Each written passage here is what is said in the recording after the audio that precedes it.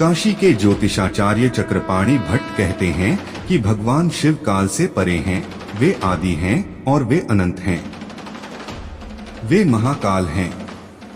जिन लोगों को अकाल मृत्यु का भय रहता है, उनको महाकालेश्वर ज्योतिर्लिंग का दर्शन करना चाहिए। महाकाल की कृपा से अकाल मृत्यु भी टल जाती है। जिस पर महाकाल की कृपा हो जाए, उसका काल भी कुछ नहीं बिगाड़ सकता है। महाकालेश्वर ज्योतिर्लिंग की पौराणिक कथा का वर्णन शिव पुराण में है। महाकालेश्वर ज्योतिर्लिंग की पौराणिक कथा।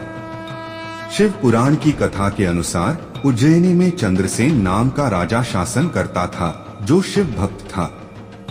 भगवान शिव के गणों में से एक मणिभद्र से उसकी मित्रता थी।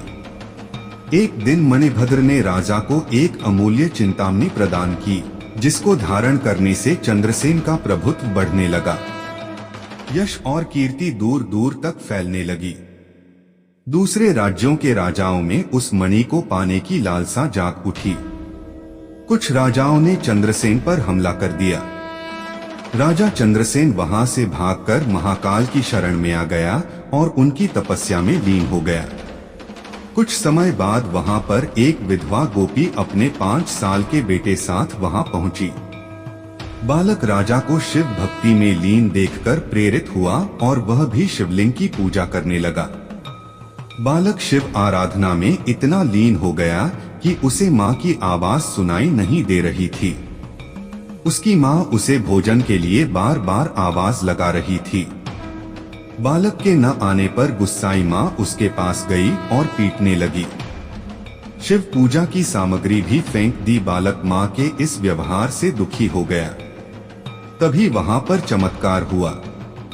भगवान शिव की कृपा से वहां पर एक सुंदर मंदिर निर्मित हो गया, जिसमें दिव्य शिवलिंग भी था और उस पर बालक द्वारा अर्पित की गई पूजा सामग्री भी थी।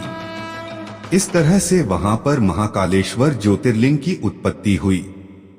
इस घटना से उस बालक की मां भी आश्चर्यचकित रह गई। जब राजा चंद्रसेन को इस बात की सूचना मिली तो वह भी महाकालेश्वर ज्योतिर्लिंग के दर्शन करने पहुंच गया।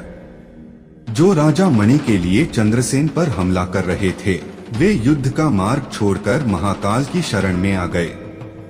इस घटना के बाद से ही भगवान महाकाल उज्जैनी में वास करते हैं।